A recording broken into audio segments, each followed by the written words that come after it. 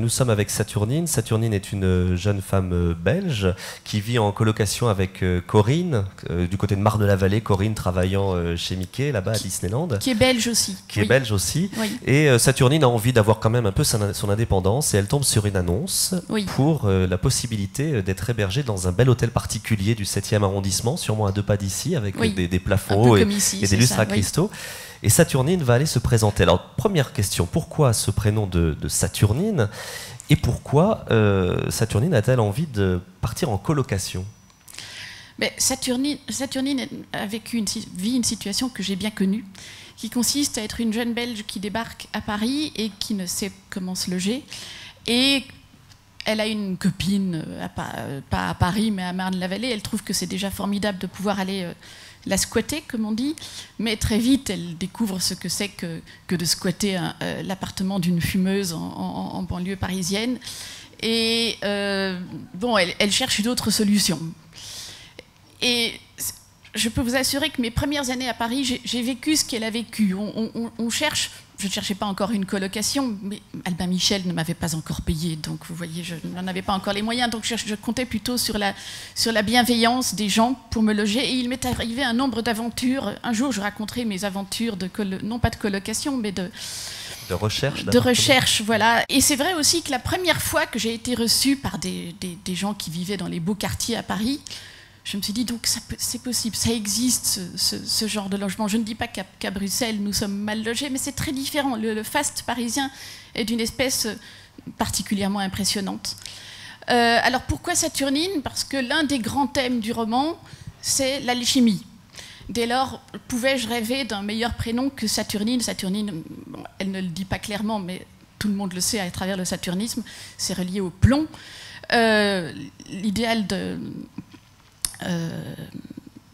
l'alchimie est de transformer le plomb en or. Oui. A priori, on a envie de se dire, oui, mais c'est quand même moyennement intéressant, c'est donc on cherche simplement à s'enrichir.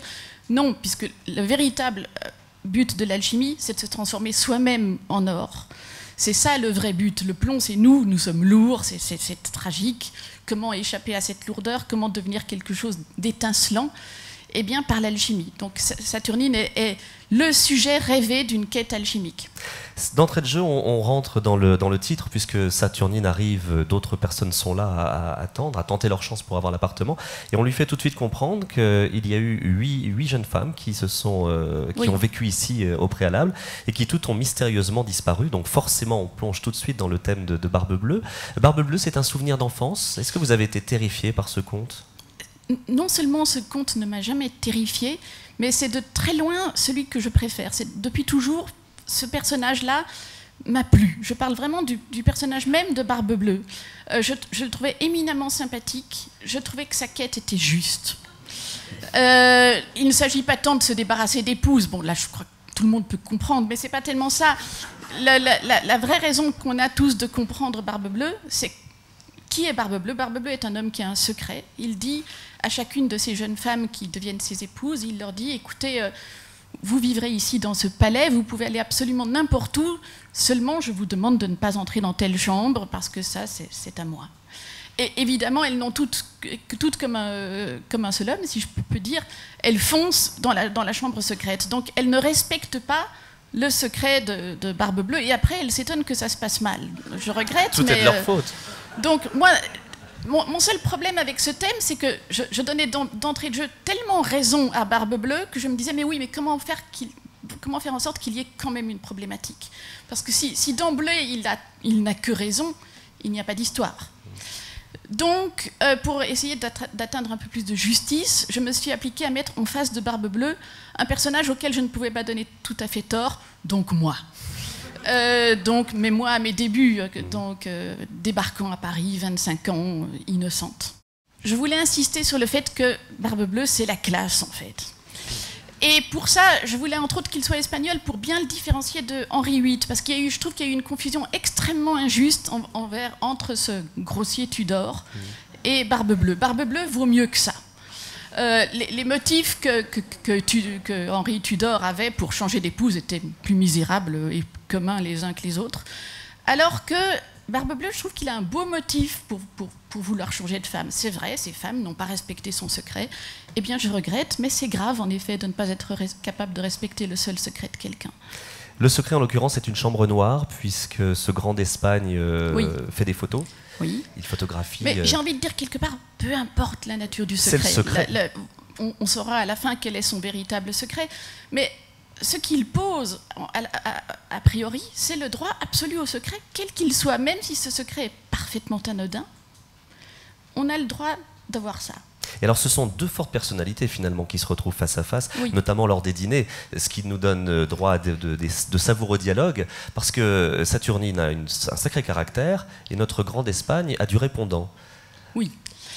Vous en avez déjà rencontré des grands d'Espagne comme celui-là ? Absolument jamais, mais là je dois vous faire un aveu, c'est que c'est un personnage qui existait déjà dans mes très nombreux manuscrits non publiés. Je suis tombée enceinte un nombre remarquable de fois de personnages de papier, je vous rassure.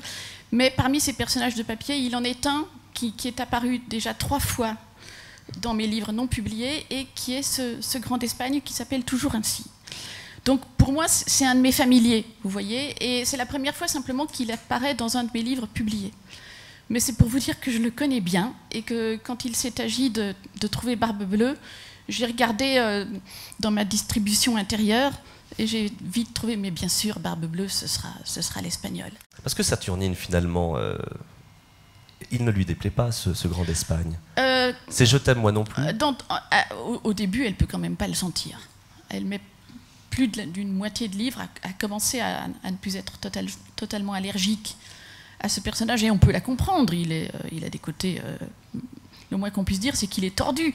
Et puis, il est précédé de sa réputation de serial killer, quand même. Alors, elle est prête à tout pour ne plus dormir dans son canapé à Marne-la-Vallée. Donc, elle se dit, même si c'est un serial killer, je préfère prendre le risque. Mieux vaut un serial killer que la banlieue.